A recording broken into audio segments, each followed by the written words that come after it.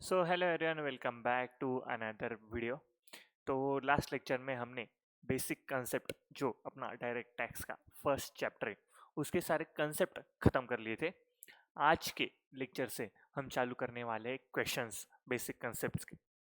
तो अगर चैनल पे नए हैं तो प्लीज़ चैनल सब्सक्राइब कर दो और दोस्तों के साथ शेयर कर दो वीडियो कि हमारा फर्स्ट कंसेप्ट फर्स्ट चैप्टर जो है डीटी का खत्म हो चुका है। अब बस क्वेश्चंस बाकी है, वो भी एक या दो लेक्चर में अपने पूरे क्वेश्चंस खत्म हो जाएंगे। फिर नेक्स्ट चैप्टर में अपन बढ़ जाएंगे रेसिडेंशियल स्टेटस। तो चलिए, तो क्वेश्चंस, ये जो क्वेश्चन बैंक के मतलब आईसीआई की क्वेश्चन है सारे, जो मैंने आंसर क्वेश्चन अलग अलग ड्राफ्ट किए। मुझे एक दो दिन दीजिए, मैं ये पीडीएफ भी ड्राइव पे या फिर टेलीग्राम में अपलोड कर दूंगा। तो टेलीग्राम पे भी आप नहीं होंगे तो टेलीग्राम चैनल ज्वाइन कर लो, कुछ भी अपडेट रहा तो मैं वहाँ पे शेयर कर दूंगा। तो चलिए चालू कर देते हैं। आप क्वेश्चंस फटाफट क्वेश्चन सॉल्व कर लेते हैं अभी। पूरे कंसेप्ट आप एक बार पढ़ लो, लगे तो 10-15 मिनट में पूरे कंसेप्ट आपके हो जाएंगे पढ़ना, और अपन चालू कर देते हैं फिर क्वेश्चंस। तो चलो, सबसे पहला क्वेश्चन कौन सा है? तो देखो, सबसे पहला क्वेश्चन क्या है क्वेश्चंस में लिखे हुआ? B, agriculture income. मतलब देखो, यहाँ पे सबसे पहले आपको क्वेश्चन कैसे सॉल्व करना है एग्जाम में, उसके लिए एक ट्रिक बता देता हूँ। सबसे पहले क्या करना है, आपको ये लास्ट सेंटेंस पढ़ना है। लास्ट सेंटेंस, ये लास्ट सेंटेंस में लिखा क्या है, लास्ट सेंटेंस में लिखा क्या है, उससे अपने को समझ में आएगा कि अपने को सॉल्व कैसे करना है, क्या करना है। तो लास्ट सेंटेंस में क्या है लिखा है? कंप्यूट बिजनेस इनकम एंड उसका एग्रीकल्चर इनकम अपने को कंप्यूट करना है। Business income and agriculture income उसका कंप्यूट करना है। तो मतलब अपने को पूरा कंप्यूटेशन करना है। टैक्स लाइबिलिटी कहीं पे निकालनी है क्या? नहीं, बस अपने को बिजनेस इनकम निकाल के देना है और एग्रीकल्चर इनकम निकाल के देना है। ओके, तो चलो चालू कर देते। अब कौन है बी? ओके, कुछ लेन देन नहीं उसे अपने को।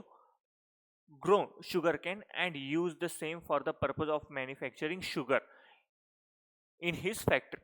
30% of sugarcane produce is sold for 10 lakhs. 30% of sugarcane produce is sold for 10 lakhs and the cost of cultivation for the sugarcane is 5 lakh. मतलब 10 लाख उसका जो टोटल प्रोडक्शन में से उसने 30% शुगर केन डायरेक्ट मार्केट में बेच दिए 10 लाख रुपए में, जिसका कॉस्ट ऑफ प्रोडक्शन था, कॉस्ट ऑफ कल्टीवेशन था 5 लाख रुपए। अब ये शुगर केन रॉ फॉर्म में हमने बेच दिया, रॉ फॉर्म में हमने बेच दिया, रॉ फॉर्म में हमने बेच दिया। तो जो sale value minus cost of cultivation अपना आ जाएगा एग्रीकल्चर इनकम। ओके, याद आ रहा है? लास्ट लेक्चर में हमने कवर किया था। उसके बाद में the cost of cultivation for the balance sugar cane is 14 lakh rupees. तो कॉस्ट ऑफ कल्टीवेशन देखिए रखा है बैलेंस शुगर केन का 14 lakh rupees and the market value for the same is 22 lakh rupees. मतलब मार्केट में अगर बेच देते 70% शुगर केन तो 22 लाख रुपए अपने को मिल जाते। After incurring 1.5 lakhs in the manufacturing process the balance sugar cane the sugar was sold for the 25 lakhs rupees. मतलब जो शुगर का प्रोडक्शन करके उसने जो शुगर मार्केट में 70% शुगर उसने खुद की फैक्ट्री में शुगर केन उसने खुद की फैक्ट्री में लगा लिया, उसका शुगर केन से शुगर बनाया और शुगर मार्केट में बेच दिया तो 25 lakhs रुपीज में चला गया, जिसका फेयर मार्केट वैल्यू था, शुगर केन का फेयर मार्केट वैल्यू था 14 लाख रुपीज और कॉस्ट ऑफ कल्टीवेशन था, सॉरी कॉस्ट ऑफ कल्टीवेशन था 14 लाख रुपीज और फेयर मार्केट वैल्यू था 22 लाख रुपीज और प्रोसेसिंग के लिए उसको लगा है 1.5 लाख रुपीज। निकालो उसका business income and agriculture income. Answer solve करते समय अपने को एक बात याद रखनी है, जो आईसीआई का फॉर्मेट है उस फॉर्मेट में अगर सॉल्व किया गया आपने को तो बहुत अच्छी बात है, उनको मार्क देने को थोड़ा इजी जाएगा। तो सबसे पहले अपन क्या कर लेते, बिजनेस इनकम का कंप्यूटेशन कर लेते थे, बिजनेस इनकम का कंप्यूटेशन कर लेते। तो चलो बिजनेस इनकम, तो यहाँ पे कंप्यूटेशन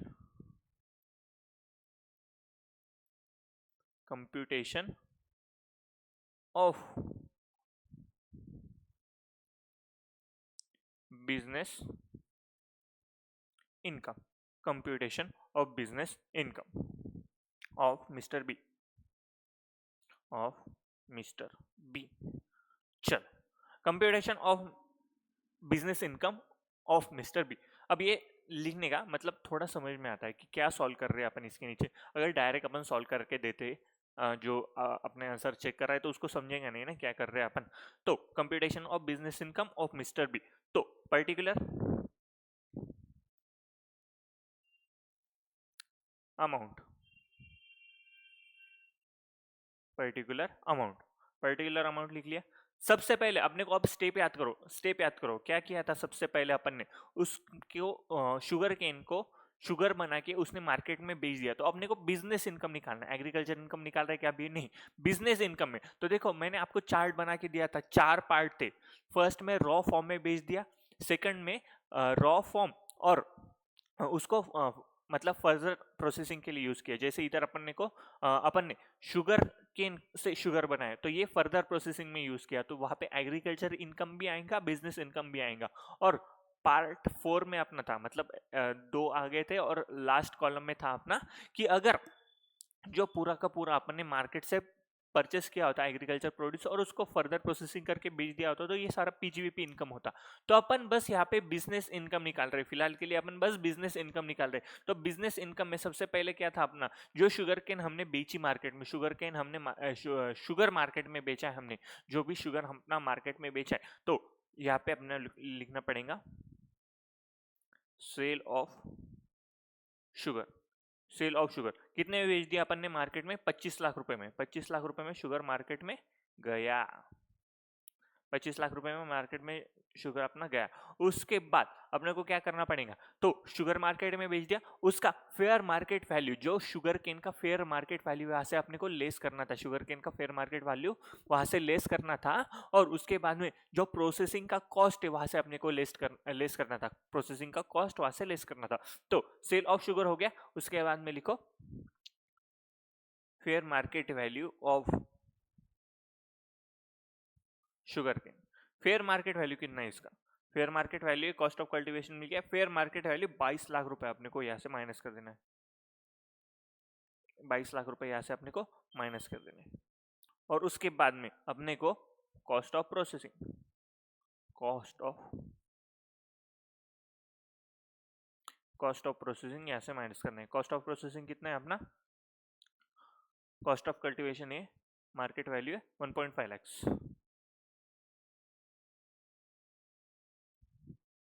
ये अपना आ गया कॉस्ट ऑफ प्रोसेसिंग। तो अपना बिजनेस इनकम कितना आएगा, तो 25 में से 22 चले गए, बचे 3 लाख, 3 लाख में से 1.5 लाख और चले गए, बचे 1.5 लाख रुपए। 1.5 लाख रुपए अपना बन गया business income. Business income 1.5 lakh रुपए बन गया अपना बिजनेस इनकम। ओके, कोई दिक्कत यहाँ तक? ओके, आगे बढ़ते हैं। अब क्या करना है अपने को, बिजनेस इनकम हो गया अपना, इधर अपने को 2 पार्ट पूछे, तो बिजनेस इनकम अपना हो गया खत्म। अब एग्रीकल्चर इनकम निकालना है अपने को, computation of agriculture income, computation of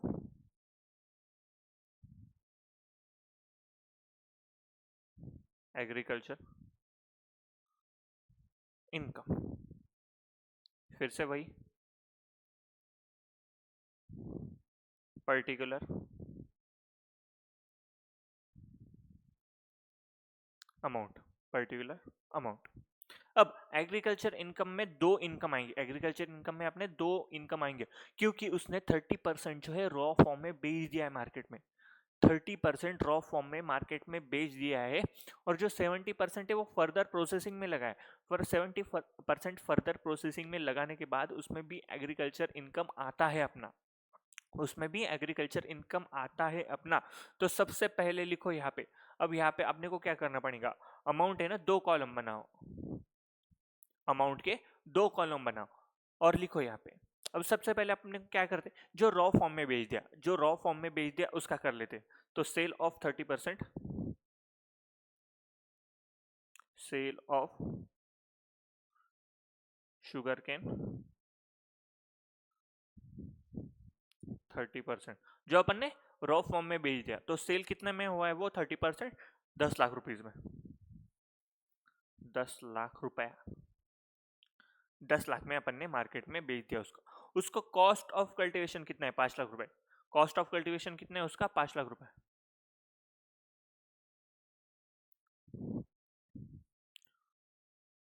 cost of cultivation है उसका 5 लाख है ना, 5 लाख।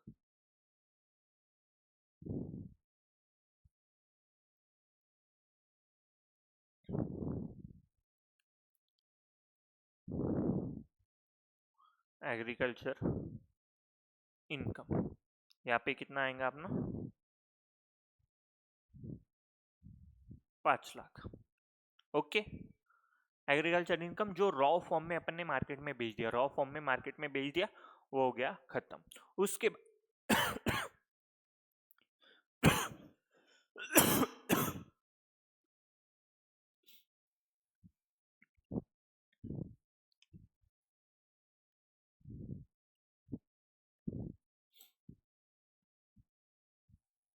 उसके बाद लिखो फेयर मार्केट वैल्यू, जो अपना 70% है, 70% में अपने को फेयर मार्केट वैल्यू लेना पड़ेगा, उसमें से कॉस्ट ऑफ कल्टीवेशन माइनस कर देना पड़ेगा, वो आएगा अपना एग्रीकल्चर इनकम।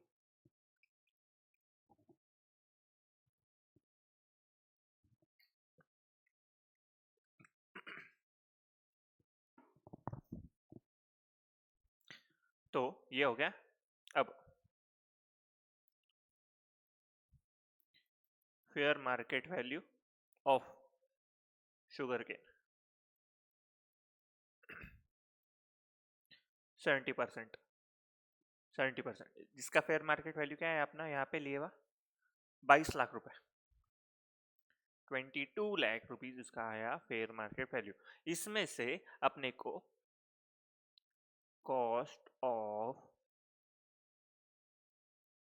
कल्टीवेशन करना पड़ेगा लेस, जो है 14 लाख रुपीज।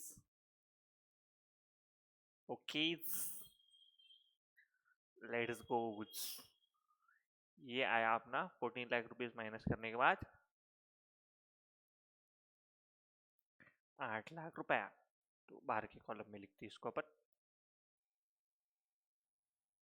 8 लाख। ये आया अपना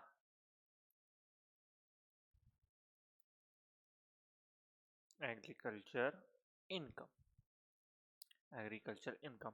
अब यहाँ पे लास्ट लिखो total agriculture income. Total agriculture income कितना है अपना यहाँ पे 8 और 5 13 लाख रुपया अपना आ गया टोटल एग्रीकल्चर इनकम। यहाँ पे अपना होता है आंसर खत्म। और एक आखिरी सेंटेंस लिख देने का, आखिरी एक सेंटेंस लिख देने का कि जो भी आंसर चेक कर रहा है उसको समझ में आ जाएगा।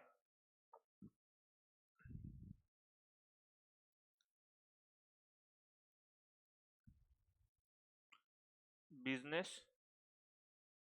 Income of mister B is rupees 1.5 lakh रुपया, और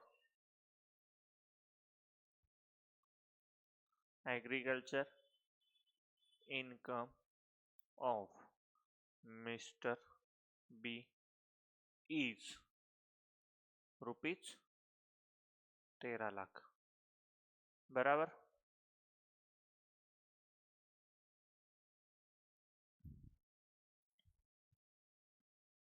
ओके, समझ में आया क्या? अरे बोलो समझ में आया क्या? तो आंसर कैसे प्रेजेंट करने अपने को, ऐसे सिंपल फॉर्म में, कुछ ज्यादा दिमाग को लोड देने का नहीं है। जो जो पूछा है आंसर में, जो जो आईसीआई ने क्वेश्चन में पूछा है उतना ही उनको प्रेजेंट करने की कोशिश करो, ज्यादा फालतू का नॉलेज वहां पे देने का नहीं है। जहां पे लग रहा है अपने को कि आंसर वो छोटा आने वाले पर जो मार्क है, जो नंबर दे के रखे आईसीआई ने, समझो ये इसके लिए समझो आईसीआई ने मतलब 2-3 मार्क का क्वेश्चन आएगा ऐसा है तो, और आईसीआई ने दे के रखे 7 मार्क, एग्जाम्पल बोल रहा हूँ मैं आपको, 7 मार्क वगैरह ऐसे इतने छोटे क्वेश्चन नहीं आते। पर अब वहां पे क्या हो रहा है अपने का, अपने को पता है आंसर छोटा है पर अपना मार्क जो नंबर है वो बड़े, तो वहां पे अपने को कंटेंट थोड़ा बढ़ाना पड़ेगा, जबरदस्ती बढ़ाना पड़ेगा, क्योंकि अपने पास ऑप्शन नहीं है। थोड़ा सा वहां पे कंटेंट अपने को बढ़ाना पड़ेगा।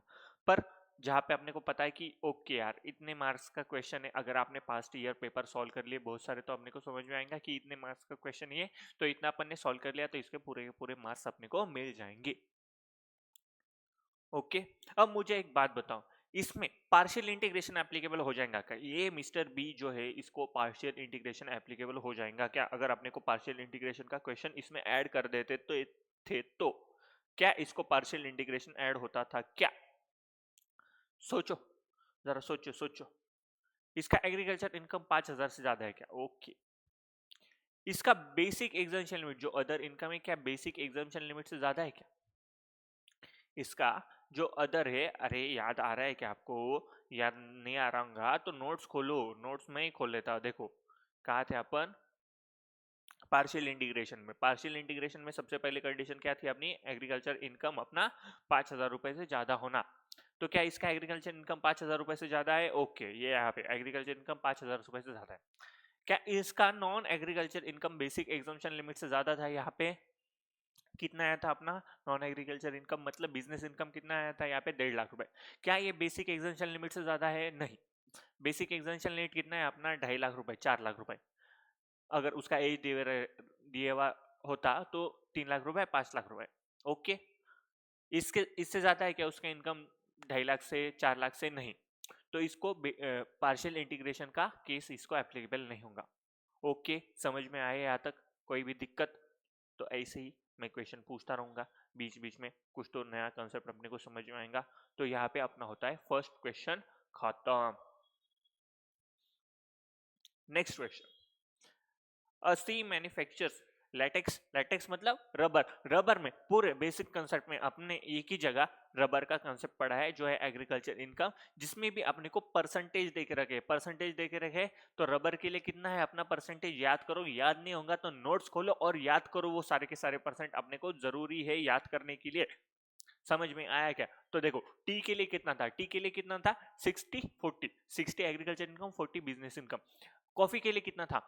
ग्रोन और क्योर्ड किए था अपन ने, ग्रोन और क्योर्ड मतलब दो ही प्रोसेस किए, मतलब दो ही प्रोसेस किए तो अपना एग्रीकल्चर इनकम ज्यादा, एग्रीकल्चर इनकम ज्यादा मतलब अपना 70% जो है वो एग्रीकल्चर इनकम में जाएंगे, 70% एग्रीकल्चर इनकम में जाएगा और 30% जो है अपना पीजीबीपी में जाएगा। उसके बाद में agriculture sorry coffee grown sorry 75% 25%, okay sorry sorry sorry 75% 25%, और कॉफी ग्रोन क्योर रोस्टेड और ग्राउंडेड करते थे अपन, तो 60% अपना एग्रीकल्चर इनकम और 40% नॉन एग्रीकल्चर इनकम। और उसके बाद में अगर अपना रबर होता तो रबर में अपने को 65-35, रबर में 65-35% अपना आ जाता था। ओके, तो यहाँ पे अपना क्या लिया हुआ है उन्होंने? जो सी है, मिस्टर सी है, मैन्युफैक्चर कर रहा है rubber. Okay, rubber plant grow कर रहा है इंडिया में। ओके, कोई दिक्कत नहीं है, बहुत बढ़िया काम कर रहा है, इंडिया का एग्रीकल्चर इनकम को प्रमोट कर रहा है। Then these are then sold in the market for ₹30 lakhs में उसने सोल्ड कर दिया। उसका जो cost of growing rubber plant है वो 10 लाख रुपीज है, and the that of manufacturing latex is 8 lakh rupees. Compute his total income, compute his total income. तो टोटल इनकम कंप्यूट करना है यहाँ पे अपने को, पर अपने को देना पड़ेगा कि उसमें से एग्रीकल्चर इनकम कितना है और नॉन एग्रीकल्चर इनकम कितना है। टोटल इनकम में पूरा आता है, टोटल इनकम अपने को बाइफरकेट करके देना पड़ेगा आईसीआई को। तो चल सॉल्व कर देते फटाफट, इजी इजी क्वेश्चन है, कुछ ज्यादा है नहीं इसमें। Computation of total income of B, sorry C, computation of total income of Mr. C.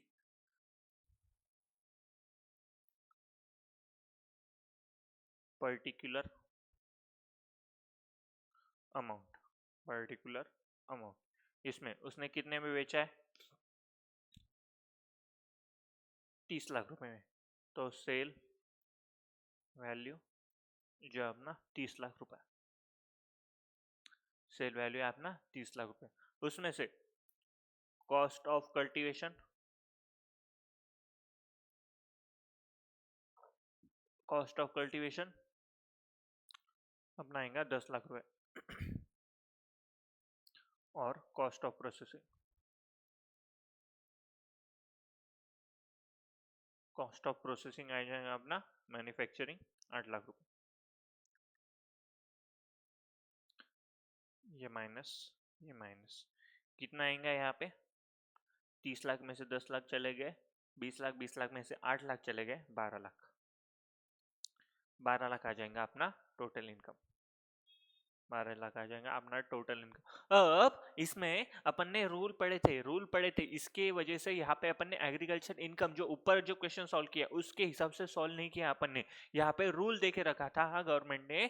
तो जो रबर के लिए अपने को टोटल इनकम आएगा, मतलब sale value minus cost of cultivation minus cost of processing, उसमें से अपने को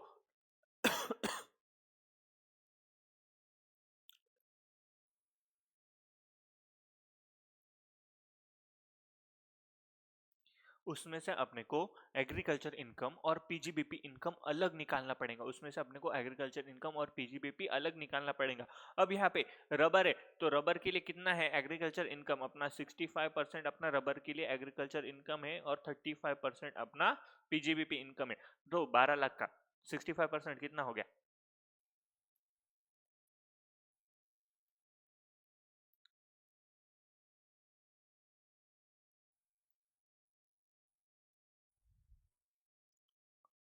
ओके, 12 लाख के लिए पीजीबीपी इनकम जो है अपना 35%, जो है 4,20,000 और एग्रीकल्चर इनकम 7,80,000। अगर यहाँ पे नॉर्मल क्वेश्चन होता, मतलब यहाँ पे शुगर केन होता, पोटैटो होता, टमाटर होता, कुछ भी अलग होता, वहां पे रूल देके रखे क्या टी कॉफी रबर के लिए रूल देके रखे अपने को, तो यहाँ पे अगर कोई टी कॉफी रबर के सिवा कोई प्रोडक्ट होता है यहाँ पे, तो अपन ने जो पार्ट देखे थे इसके हिसाब से, सिंपली इसके हिसाब से अपन पूरा क्वेश्चन सॉल्व कर देते। पर यहाँ पे गवर्नमेंट ने रूल देके रखे अपने को टी कॉफी रबर का 7A 7B और 8, तो उसके वजह से अपन टोटल इनकम कैसे निकालेंगे? Sale value minus cost of cultivation minus cost of production, उसमें से जो परसेंटेज देके रखा है एग्रीकल्चर इनकम का वो एग्रीकल्चर इनकम हो जाएगा, जो परसेंटेज देके रखा है पीजीबीपी इनकम का वो पीजीबीपी इनकम हो जाएगा। ज्यादा दिमाग यहाँ पे लगाने का नहीं, ज्यादा दिमाग यहाँ पे लगाने का नहीं, जो रूल दे के रखा है ना गवर्नमेंट ने, तो रूल के हिसाब से चलो। अगर रूल दे के ही नहीं रखा है तो अपने को इस हिसाब से चलना पड़ेगा। ओके, समझ में आया क्या यहाँ तक? चलो, ये हो गया है क्वेश्चन नंबर 2 खत्म। क्वेश्चन नंबर 3, क्वेश्चन नंबर 3 क्या है, पढ़ो। Mister Sumit, resident India, earn 15 lakh रुपए फ्रॉम सेल ऑफ रबर, फिर से रबर मतलब लेटेक्स, जो परसेंटेज 65-35% अपने को याद करना पड़ेगा फिर से। Sell from rubber manufacturing from latex obtained from the rubber plant grown by him in India for and rupees 20 lakhs for sale of rubber. Okay, तो अच्छा इसमें फिर से पढ़ो, फिर से पढ़ो, फिर से पढ़ो। Mister Sumit, a resident Indian, earn income of rupees 15 lakh from sale of rubber manufactured from latex obtained from rubber plants grown by him in India, and rupees 20 lakh from the sale of rubber manufactured from latex obtained from rubber plant grown by him in Malaysia during AY 26-27। तो Malaysia, Malaysia बहुत दूर का देश, तो Malaysia में उसने जो latex लगाया उससे उसने रबर बनाया, इंडिया में भी बनाया, मलेशिया में भी बनाया। What would be his business income assuming he has no other business? मतलब उसका रबर मैन्युफैक्चरिंग का ही एक बिजनेस है, रबर मैन्युफैक्चरिंग का ही एक बिजनेस है उसका। देखो अब क्वेश्चन समझो, रेसिडेंट इंडिया ने, ओके बहुत अच्छी बात, इंडिया का रेसिडेंट है, 15 लाख रुपए उसने कमाए हैं जो मैन्युफैक्चर हुआ है। Earn income of rupees 15 lakh from the sale of rubber manufacture from latex obtain from the rubber plant grown by him in India, और 20 लाख रुपए उसने कमाया है कहां से? जो मलेशिया में उसने लैटेक्स ग्रोन किया था उससे उसने 20 लाख रुपए कमाए। अब यहाँ पे उसने cost of production, cost of cultivation, cost of processing कुछ भी देके रखे हैं क्या? नहीं, मतलब ये जो है ये नेट इनकम है, मतलब cost of production, cost of processing हटाने के बाद का ये नेट इनकम है। यहाँ पे क्वेश्चन में अगर देके रखा होता तो अपन वहां से माइनस कर देते, पर यहाँ पे नेट इनकम है अपना। ओके, इसमें कोई दिक्कत है नहीं? अब चलो आंसर सॉल्व कर देते। कंप्यूटेशन ऑफ बिजनेस इनकम,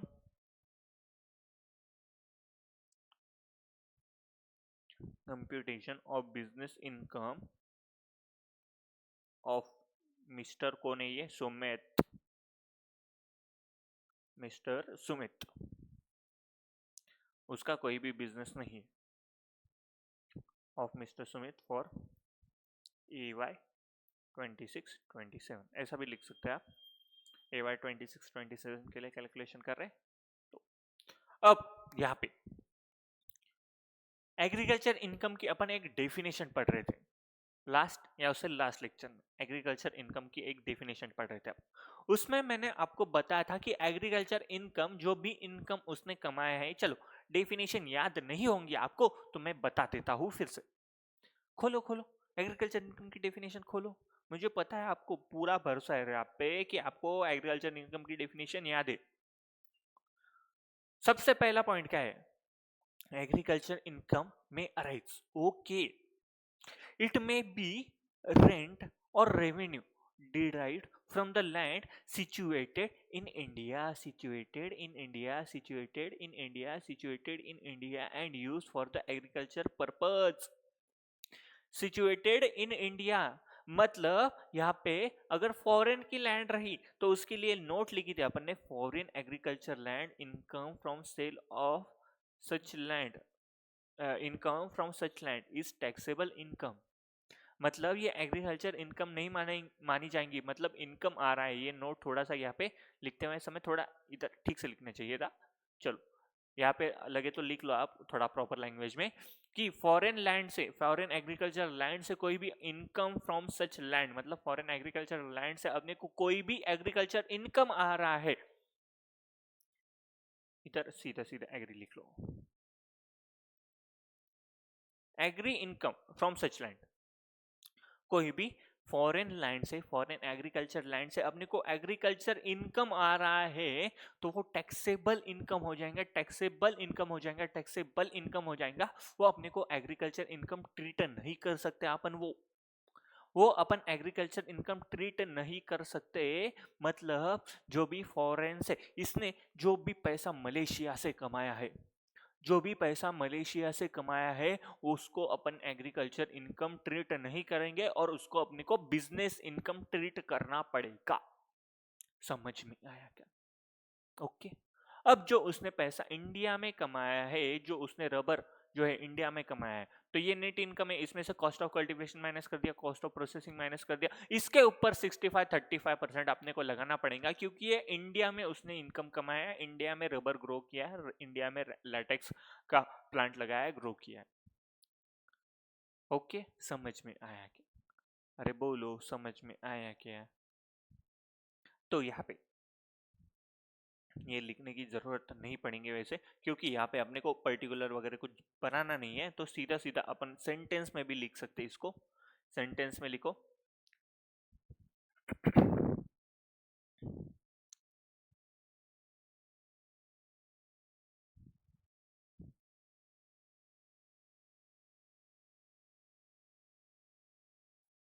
तो देखो, mister Sumit, mister Sumit is resident of India, mister Sumit is resident of India.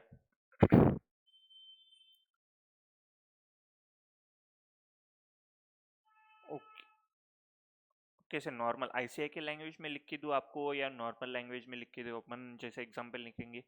चलो अपन नॉर्मल लैंग्वेज में लिख लेते हैं। तो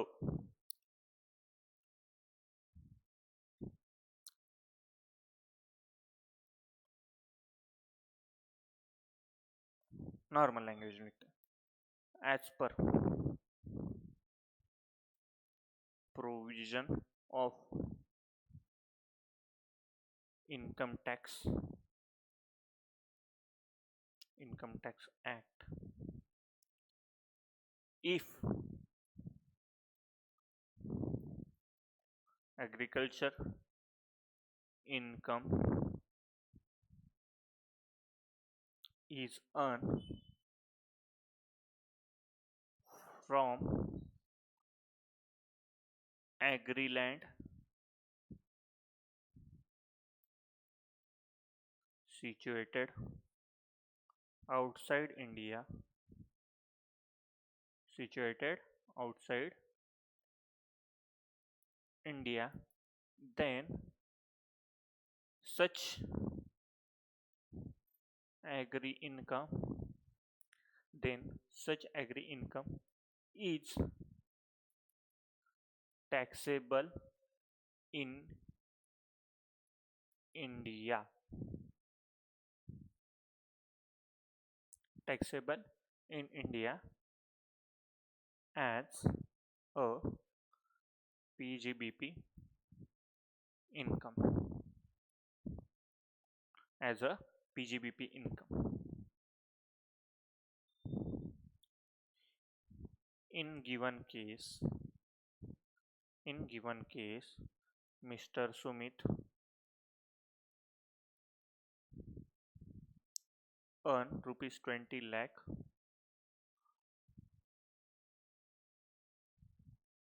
agri income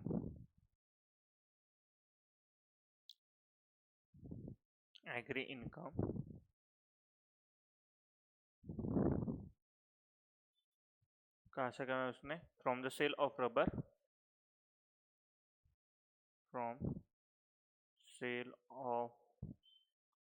rubber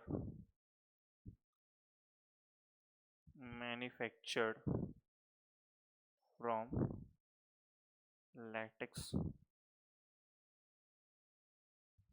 obtained from the rubber plant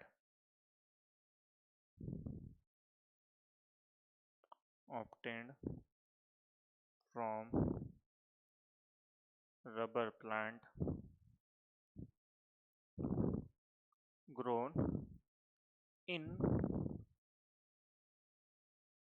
Malaysia, that is outside India.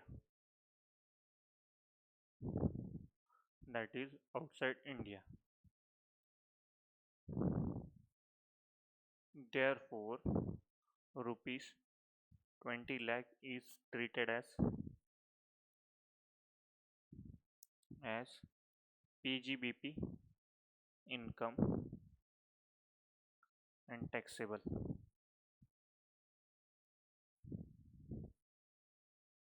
Income. थोड़ा आप आपके हिसाब से भी लिख सकते हो. आपका इंग्लिश अगर मेरे से अच्छा होगा तो कोई बात नहीं, आप आपके हिसाब से लिख लो. मेरा इंग्लिश इतना अच्छा नहीं है, पर सामने वाले को समझ में आएगा इतना अच्छा मैं लिख लेता हूँ. ओके, पीजीबीपी में इनकम हो गया यहाँ पे अभी. अब बाद में क्या है, जो 15 लाख है, as per income tax rules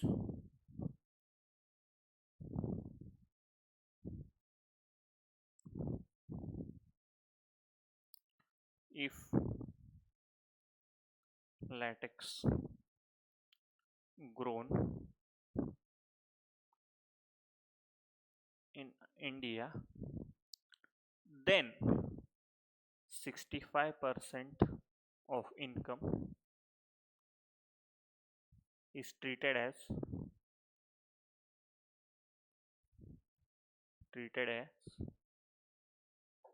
agri income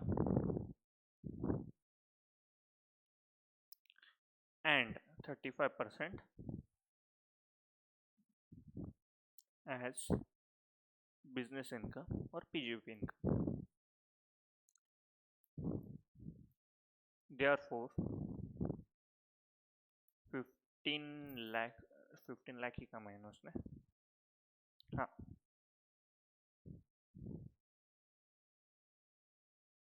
हट जा.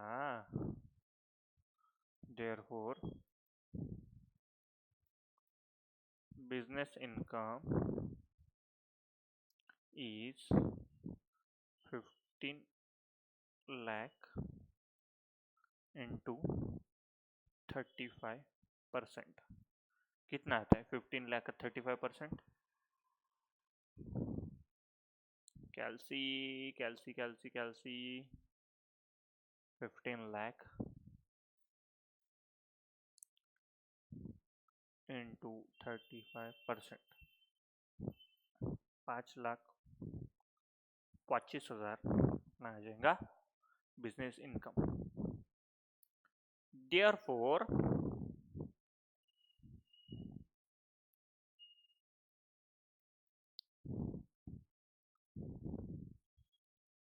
business income of Mr. Sumit, therefore business income of Mr. Sumit is rupees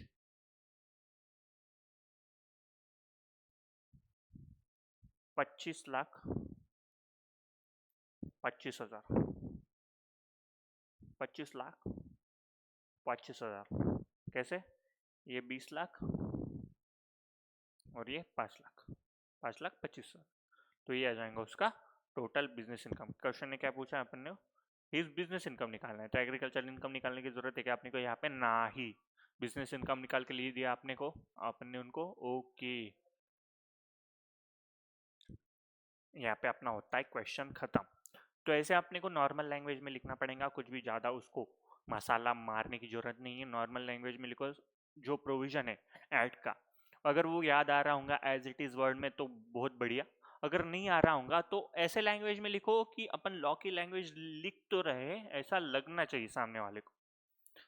तो यहाँ पे provision of the income tax act, if agriculture income is earn from the agriculture land which is outside India, तो ऐसे थोड़े अपने को heavy word use करने पड़ेंगे ताकि अपने को समझ में आए, ताकि जो आंसर लिख रहा है उसको समझ में आए कि अच्छा ये बच्चे ने कुछ तो पढ़ कर रखा है अच्छे से।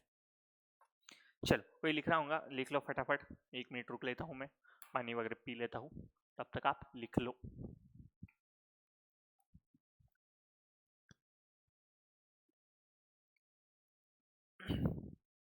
मैंने क्वेश्चन उसी के साथ, मतलब कंसेप्ट के साथ क्यों नहीं करवाया? अब आपने कंसेप्ट पूरा खत्म कर लिए, अब कंसेप्ट पूरे खत्म करने का जब अपन क्वेश्चन सॉल्व कर रहे हैं तब अपने को हर एक कंसेप्ट का कुछ ना कुछ लगने वाला है, हर एक कंसेप्ट का कुछ ना कुछ लगने वाला है। तो इसके वजह से मैंने क्वेश्चन सबसे आखिरी में रखे, ताकि जब अपन एग्जाम में बैठेंगे तो अपने को सारे कंसेप्ट पूरा इनकम टैक्स लॉ याद रखना पड़ेगा, उसके बाद अपन क्वेश्चन सॉल्व करने बैठेंगे। तो वैसे अपन ने अब सारे कंसेप्ट कर लिए, लगभग 99% अपने क्वेश्चन कंसेप्ट सॉल्व कर लिए। वैसे एग्रीकल्चर इनकम का जो डेफिनेशन मतलब एग्रीकल्चर लैंड का जो डेफिनेशन है वो अपन कैपिटल गेन में पढ़ेंगे, तो वो बस उतना पार्ट, बाकी पूरा बेसिक कंसेप्ट उतना लगभग खत्म हो गया है, जो भी इंपॉर्टेंट पार्ट है उसमें का। उसके बाद का क्वेश्चन चलो,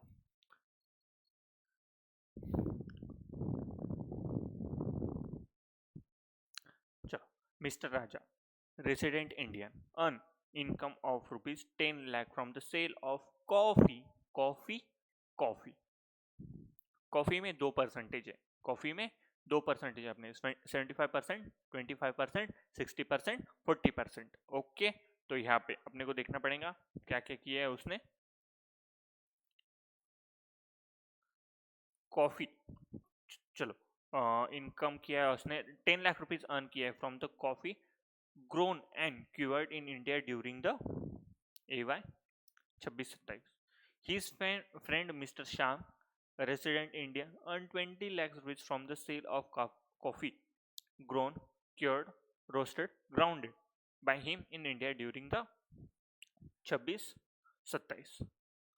What would be the business income chargeable to tax in India of Mr. Raja and Mr. Sham?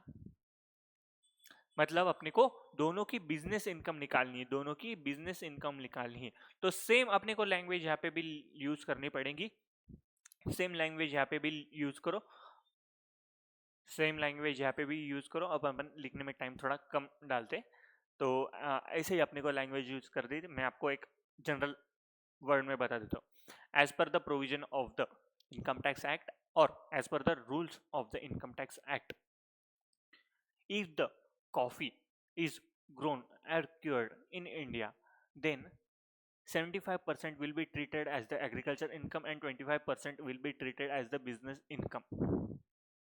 However, if coffee grown, cured, roasted, grounded in India, then 60% will be treated as the agriculture income and 25% will be treated as the business income. In this question, we are in this question से मत लिखो, then direct answer लिख लो यहाँ पे। फिर mister राजा business income, mister Shyam का business income. तो यहाँ तक अपने को सेंटेंस समझ में आएगा कैसे लिखना है। As per the rule of the income tax act, rule याद होगा तो रूल भी लिख लो, 7B है शायद, रूल याद रखने की जरूरत नहीं है वैसे, पर रूल याद आ गया तो बहुत बड़ी बात है। रूल अपने को लिखने की जरूरत नहीं है एग्जाम में, सेक्शन भी अपने को लिखने की जरूरत नहीं है एग्जाम में। तो as per the rule of the income tax act, if the coffee grown or cured in India, 75-25, grown, cured, roasted, grounded in India, 60-40। Okay, उसके बाद में लिखो, मतलब ये पूरा प्रोविजन लिखने के बाद लिखना पड़ेगा अपने को,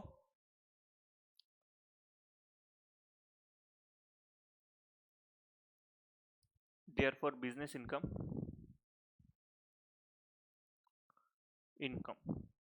of mister Raja, mister Raja कितना है उसका, 10 लाख, 10 लाख का इसने बस ग्रोन और क्योर्ड किया है, तो इसका 25% अपना बिजनेस इनकम आ जाएगा, 75% इसका पीजीपीपी इनकम आ जाएगा। तो 2.5 लाख रुपए इसका हो गया पीजीपीपी इनकम। और business income of mister Shyam rupees, कितना कमाया उसने, 20 लाख रुपए, इंटू 40%, इंटू 40%, क्योंकि इसने ग्रोन, क्योर्ड, रोस्टेड, ग्राउंडेड सब किया है, तो इसका 40% आ जाएगा पीजीपीपी इनकम। 20 लाख का 40% कितना होता है, 8 लाख रुपए। 20 लाख का 40% कितना है, 8 लाख रुपए। 2 lakh, 4 lakh, 6 lakh, 8 lakh. Okay, easy question था, कुछ ज्यादा था नहीं इसमें। लास्ट क्वेश्चन जैसे ही सेम था, लास्ट क्वेश्चन में अपने को रबर का पढ़ना था, यहाँ पे अपन ने कॉफी का पढ़ा। Okay, next question. Mister x has a total income, 25 lakh रुपए उसने प्रीवियस ईयर 25-26 में कमाया। Comprise income from the house property and the interest on fix deposit. Okay, house property का इनकम है, फिक्स डिपॉजिट का इनकम है। Compute tax liability for AY 26-27 under the default tax regime under section 115 BAC में अपने को उसकी tax calculation करना है। सबसे पहले याद करो टैक्स रेट, सबसे पहले याद करो टैक्स रेट। तो 4 लाख तक, 4 लाख तक क्या हो रहा है भाई, 4 लाख तक अपना बेसिक एग्जामेशन लिमिट था 115 BAC में। 4 लाख तक अपने को बेसिक एग्जामेशन लिमिट था। 4 से लेके अपने को 8, 12, 16, 20, 24 परसेंटेज क्या थे, 5, 10, 15, 20, 25, 30। ओके, याद नहीं होगा तो फिर से जाओ, फटाफट याद करके आ जाओ। यहाँ पे इंपॉर्टेंट है अपने को, सारे क्वेश्चंस में अपने को ये टैक्स रेट याद रखने हैं, तो प्लीज जाओ एक बार पढ़ लो, टैक्स रेट याद कर लो, फिर से क्वेश्चन सॉल्व करने आ जाओ। खुद से सॉल्व किया तो भी चलेगा, कोई दिक्कत नहीं।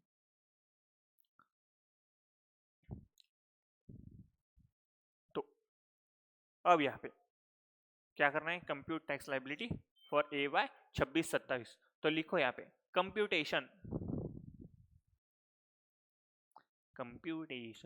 Of tax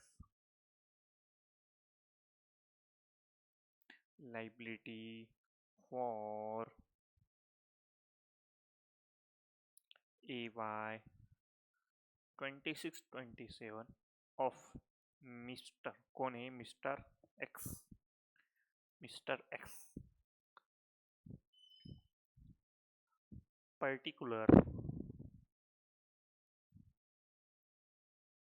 amount, particular amount.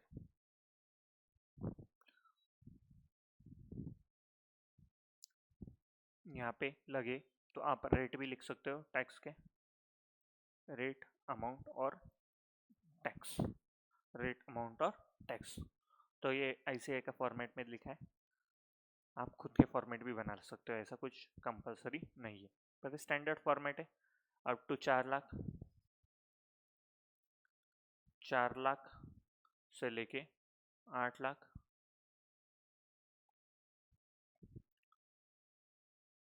8 lakh से लेके 12 लाख, 12 लाख 1 रुपए से लेके 16 लाख, 16 लाख 20 लाख, 20 लाख 24 लाख।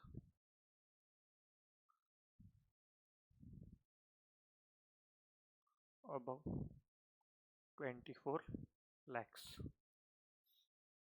ओके, रेट कितना है? तो रेट यहाँ पे नील, यहाँ पे नील, यहाँ पे नील। 4 लाख से लेके 8 लाख तक 5% आ जाएगा। अमाउंट है 4 लाख रुपए। यहाँ पे आ जाएगा 4 लाख का 5%, 20,000। शॉर्टकट से सॉल्व करना हो तो शॉर्टकट से भी सॉल्व कर सकते हैं आप। मतलब सीधा क्या करो, शॉर्टकट लिख के दिए मैंने आपको, शॉर्टकट भी यूज़ कर सकते हो। शॉर्टकट भी कैसे यूज़ करने हैं आपको मैं बता देता हूँ। अब यहाँ पे अपन ने चार्ट में सारे शॉर्टकट लिखे हैं। क्या गया अपना चार्ट, बहुत ऊपर आ गया अपन।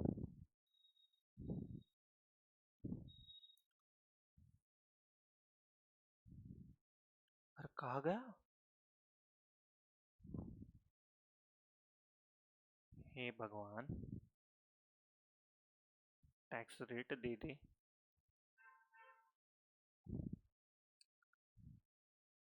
ये भाई, अरे डिफॉल्ट टैक्स रेट जिम कहाँ गया अपना? सीखा है क्या नहीं मैंने?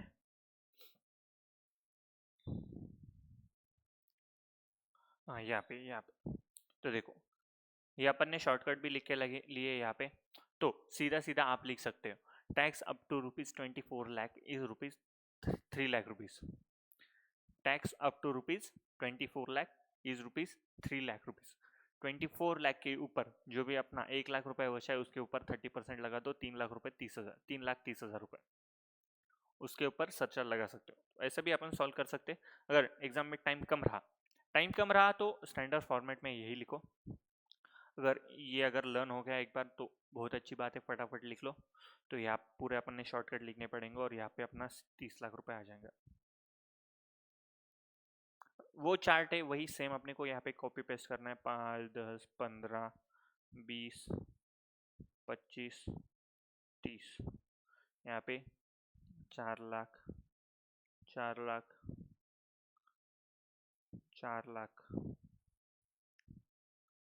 4 लाख, 4 लाख नहीं, यहाँ पे 4 लाख नहीं है, आखिरी इसमें 4 लाख नहीं आएगा। अबाउट 24 लैक्स, 30%, 1 लाख रुपए आएगा और यहाँ पे अपना आ जाएगा 30,000 रुपये। तो अपना टैक्स कितना आ जाएगा यहाँ पे? 3,30,000 रुपये। 3,30,000 अपना टैक्स आ जाएगा। उसके अंदर अपने को शगुन का HEC लगाना है 4%, जो अपना आ जाएगा 13,200। 13,200 आ जाएगा और अपना टैक्स लाइबिलिटी आ जाएंगी 343,200, 343,200। अब शॉर्टकट में कैसे सॉल्व करना है? सीधा सीधा लिख देने का यहाँ पे tax up to ₹24 lakhs, 3 lakh. Tax on ₹1 lakh, 30%, 30,000। यहाँ आ जाएगा टैक्स ऑन ₹25 लाख, 3,30,000। हेल्थ एंड एजुकेशन से 4%, 13,200। Tax liability 3,43,200। ऐसा भी अपन सॉल्व कर सकते हैं एग्जाम में। अगर टाइम कम रहा, अपने को ज़्यादा जल्दी मतलब पेपर के हिसाब से सॉल्व करो, या फिर पेपर में अपने को कुछ आ ही नहीं रहा अभी और लिखना है अपने को, तो फिर ऐसे सॉल्व करो आराम से, कोई दिक्कत नहीं। पर मैं बोलता हूँ ऐसे ही सॉल्व करो, टाइम बचेगा, आंसर सही आएगा। अपने को सारे शॉर्टकट याद चाहिए इसके लिए, शॉर्टकट याद करने के बाद आप ऐसा भी सॉल्व कर सकते हो। ओके, चलो नेक्स्ट क्वेश्चन। नेक्स्ट क्वेश्चन क्या है? तो नेक्स्ट क्वेश्चन में अपने को मिस्टर एक्स जो है, जिसका इनकम है 16 लाख रुपए 25-26 में, ओके। हाउस प्रॉपर्टी इनकम है, इंटरेस्ट इनकम है, ओके, कोई लेन देन है अपने को इससे। उसका जो प्रीवियस असेसमेंट ईयर में उसका एज अपने को कंसिडर करना है 45 ईयर्स, 63 ईयर्स, 82 ईयर्स, अपने को उसका एज कंसिडर करना है। उसके बाद में उसने एक्सरसाइज कर लिया कि उसको ऑप्ट आउट करना है, shift out, opt out, shift out, opt out, shift of and opt out from the default tax regime। default tax regime कौन सा है अपना?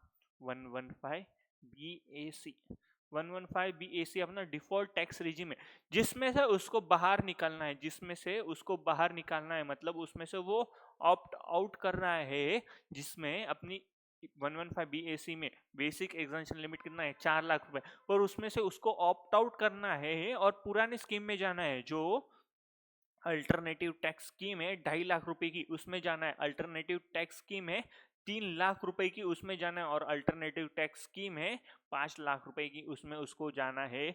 उसमें ये न्यू स्कीम में 115 BAC में कोई इंटरेस्ट नहीं है, तो उसने शिफ्ट आउट कर लिया, ऑप्ट आउट कर लिया from the default tax regime, from the default tax regime से उसने ऑप्ट आउट कर लिया। मतलब अपने को ये क्वेश्चन, ये जो टैक्स रेट है इससे सॉल्व करना है, ये जो टैक्स रेट है इससे सॉल्व करना है, ना कि 4 लाख से, ना कि basic exemption limit 4 lakh consider करके। ओके, समझ में आइए यहाँ तक। ऑप्ट आउट, शिफ्ट आउट याद रखो। अगर उसने ऑप्ट कर लिया 115 BAC तो न्यू स्कीम में, ऑप्ट आउट कर लिया है डिफॉल्ट टैक्स रिजिम से, ऑप्ट आउट कर लिया या शिफ्ट आउट कर लिया डिफॉल्ट टैक्स रिजिम से, तो अपने को ओल्ड स्कीम में क्वेश्चन सॉल्व करना है, ओल्ड स्कीम में क्वेश्चन सॉल्व करना है। और बाय चांस अगर क्वेश्चन में कुछ भी दे के नहीं रखा होगा कि ऑप्ट आउट करना है या शिफ्ट आउट करना है, कुछ भी दे के नहीं रखा होगा, तो डिफॉल्ट टैक्स रिजिम कौन सा है अपना? डिफॉल्ट टैक्स रिजिम 4 लाख वाला 115 BAC वाला, उससे अपने को सॉल्व करके आना है। अगर क्वेश्चन में कुछ भी देके नहीं रखा होगा तो डिफॉल्ट टैक्स रिजिम से क्वेश्चन सॉल्व करो। डिफॉल्ट टैक्स रिजिम से क्वेश्चन सॉल्व करने के बाद एक आखिरी में नोट लिख लो, as per the question there is nothing mentioned for that we are opting out from the default tax regime or not, hence we solve the question as per the default tax regime 115 BAC. If the question is solved from as per the alternative tax scheme, my answer will change accordingly। ये ऐसा अपने को एक मस्त सा note लिख के आना है या वहां पे कि अपन जो आंसर है 115 BAC के में क्वेश्चन में कुछ भी मेंशन नहीं करके दिया होगा कि अपने को क्वेश्चन कौन से स्कीम से सॉल्व करना है, तो 115 BAC से हमने क्वेश्चन सॉल्व कर लिया है। पर अगर क्वेश्चन मेंशन करता और अपने को अगर ओल्ड स्कीम से क्वेश्चन सॉल्व करने की जरूरत पड़ती तो मेरा आंसर उसके हिसाब से चेंज हो जाएगा, ऐसा नोट अपने को लिख के आना है। अगर फिर से अपने पास एग्जाम में बहुत टाइम आ रहा है, बहुत अपने को कुछ भी नहीं आ रहा है, बस बेसिक का एक क्वेश्चन आया है वही आ रहा है अपने को, फिर सॉल्व करो, फिर दोनों इससे सॉल्व करो, कोई दिक्कत नहीं। दोनों स्कीम से अपने को क्वेश्चन सॉल्व किया तो भी कोई दिक्कत नहीं, एक नोट डाल के आए आप फिर भी कोई दिक्कत नहीं है। समझ में आया यहाँ पे? तो अब अपन सॉल्व करते थे ये क्वेश्चन सॉल्व करते समय मैं जनरली ये प्रेफर करता हूँ, तो मैं अभी ये क्वेश्चन इसी सीक्वेंस से सॉल्व करूंगा। अगर आपको टैक्स रेट के हिसाब से, मतलब जो अपन ने चार्ट बनाए थे उसके हिसाब से सॉल्व करना है तो उसके हिसाब से भी आप क्वेश्चन सॉल्व कर सकते हो। तो लिखो यहाँ पे, computation of tax liability for AY 26-27 for mister x. Okay, mister x bracket में उसका एज लिख लो, एज है उसका 45%, एज उसका 45%। 45% कहाँ से, एज उसका 45 ईयर्स। अब लिखो पर्टिकुलर अमाउंट, पर्टिकुलर अमाउंट कितना है उसका इनकम, 16 लाख रुपए। Tax up to rupees 10 lakh. 10 lakh तक कितना है अपना टैक्स, यहाँ पे रेट भी लिख सकते हो आप, यहाँ पे टैक्स लिख लो। Tax up to rupees 10 lakh कितना है, 1,12,500, 1,12,500 अपना है ओल्ड स्कीम में। शॉर्टकट है, रेट यहाँ पे कुछ लिखने की जरूरत नहीं, अपने को शॉर्टकट याद है तो। उसके बाद में tax on balance, tax on balance 6 lakh rupees, tax on balance 6 lakh rupees कितना है, 30%। अमाउंट कितना है, 6 लाख रुपीज। 6 लाख का 30% कितना होता है, 6 लाख का 30% आएगा और 1,80,000। 1,80,000 अपना आ जाएगा, 6 लाख का 30% कितना आएगा टैक्स यहाँ पे। टैक्स लाइबिलिटी, टैक्स लाइबिलिटी कितने आएंगे अपने की यहाँ पे, 1,12,500 plus 2,92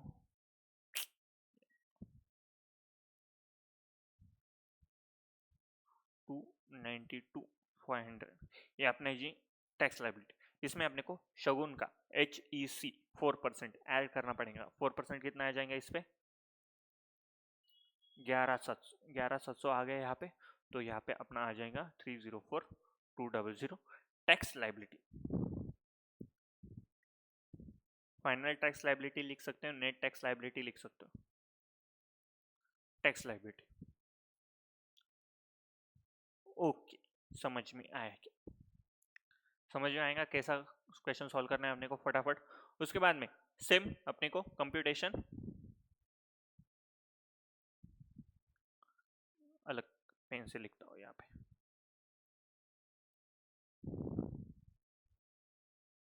computation of tax liability, short में लिख रहा हूँ मैं, for AY 2627 of mister x, जिसका एज है, अपना एज कितना कंसिडर करने है उसका 63%। 63 ईयर्स, 63% क्या होता है भाई। Particular amount, particular amount, particular में लिखो tax up to rupees 10 lakh rupees, 10 lakh rupees. इधर फिर से अपने को रेट लिखने पड़ेंगे, तो यहाँ पे मैं रेट अमाउंट टैक्स, तो tax up to rupees 10 lakh कितना है, 1,10,000, 1,10,000, 1,10,000। उसके बाद में tax on balance 6 lakh rupees, rate कितना है 30%, अमाउंट कितना आएगा 6 लाख रुपीज, ये आएगा 1,80,000। टोटल टैक्स कितना आ रहा है यहाँ पे, 2,90,000, 2,90,000 टैक्स लाइबिलिटी। शगुन 4%, 2,90,000 का 4% कितना आएगा बे, 11,600, 11,600 आ गया, ये आएगा अपना 3,01,600 टैक्स।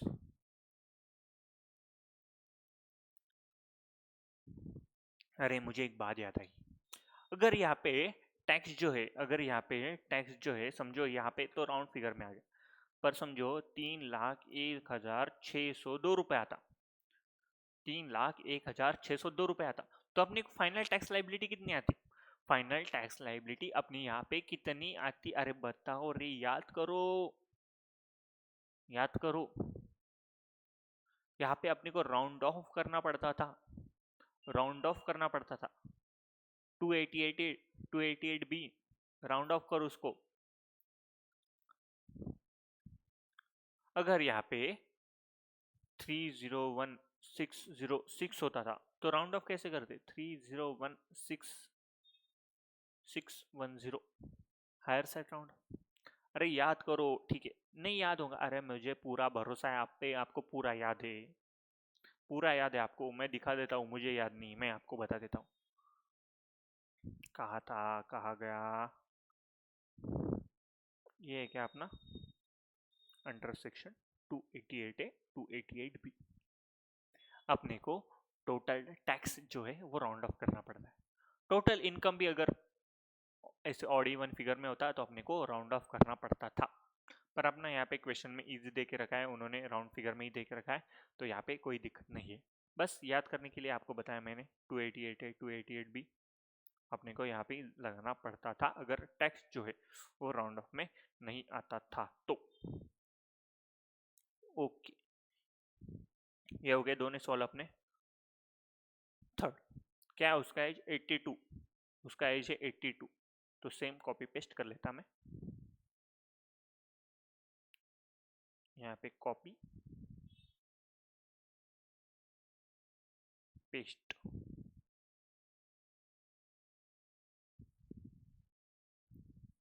ओके, उसका एज कितना है अपने को, अबाउ 80, तो 82 टैक्स अप टू ₹10 लाख कितना आता था यहाँ पे, अप टू ₹10 लाख कितना आता था यहाँ पे, 1 लाख रुपए, 5 लाख तक नील, 5 लाख से लेके ऊपर 20%। यहाँ पे भी बेसिक एग्जेंशन लिमिट 3 लाख रुपए, यहाँ पे बेसिक एग्जेंशन लिमिट 2.5 लाख रुपए। तो अपने को वो जो चार्ट है वो याद करना पड़ेगा भाई, ऐसे अगर अपने को जल्दी जल्दी क्वेश्चन सॉल्व करने होंगे तो अपने को वो याद करना पड़ेगा। 10 लाख रुपीज 60 लाख पे, सॉरी 6 लाख पे कितना आएगा बैलेंस फिगर, 1,80 लाख रुपीज। यहाँ पे अपना टोटल टैक्स आ जाएगा 2,80,000, उसमें अपना सेस आ जाएगा, सेस कितना आएगा 2,80,000 का 4%, 2,80,000 का 4%, 11,200, और अपनी फाइनल टैक्स लाइबिलिटी आ जाएंगी यहाँ पे 291,200। समझ में आया क्या? देखो टैक्स रेट याद रहे, वो चार्ट याद रहा आपको, तो आप ऐसे फटाफट क्वेश्चन सॉल्व कर सकते हो, अपने मार्क नहीं कटेंगे, मार्क नहीं कटेंगे मतलब अपन शॉर्टकट में लिख रहे हैं कि tax up to 10 lakh rupees कितना आएगा, मतलब उसको भी पता है भाई 2.5 लाख तक नील, 2.5 लाख से लेके 5 लाख तक 5%, 5 लाख से लेके 10 लाख तक 20%, ये उनको भी पता है। अपने को मतलब ये जो फाइनल टैक्स लाइबिलिटी इस, तो अगर आप शॉर्ट में भी लिखना चाहते हो एग्जाम में तो आप ऐसे शॉर्ट में भी आराम से लिख सकते हो। समझ में आया क्या? ओके, कोई लिख रहा होगा तो लिख लो फटाफट एक बार, वीडियो पॉज करके लिख लो। चलो, तो आज का लेक्चर अपन यही समाप्त करते हैं। नेक्स्ट लेक्चर में अपन कोशिश करेंगे कि सारे क्वेश्चन खत्म हो जाएं, लगभग अभी 6 क्वेश्चन हो गए लगभग, और 8-9 क्वेश्चन बाकी है, और अच्छे अच्छे क्वेश्चन है, मतलब अभी अपने को समझ में आया कैसे सॉल्व करना है, क्या सॉल्व करना है अभी ये लेक्चर में। नेक्स्ट लेक्चर में मैं थोड़ा फटाफट एक्सप्लेन करूंगा कि कैसे सॉल्व करना है, क्या सॉल्व करना है, इसमें टाइम ना डालते हुए आंसर कैसे निकाला है अपन ने, आंसर के स्टेप कैसे है अपने यहाँ पे, उसके हिसाब से अपन नेक्स्ट लेक्चर में सॉल्व करेंगे, जल्दी जल्दी में सॉल्व करेंगे, कुछ ज़्यादा टाइम देंगे नहीं अभी, कैसे लिखना क्या लिखना उसके लिए उसको आपको जेन्युइनली बताऊँ तो खुद को भी प्रैक्टिस करनी होगी ये सारी चीज़ों की। तो नेक्स्ट लेक्चर में थोड़ा फटाफट करेंगे अपन, तो मिलते हैं नेक्स्ट लेक्चर में। Thank you so much guys.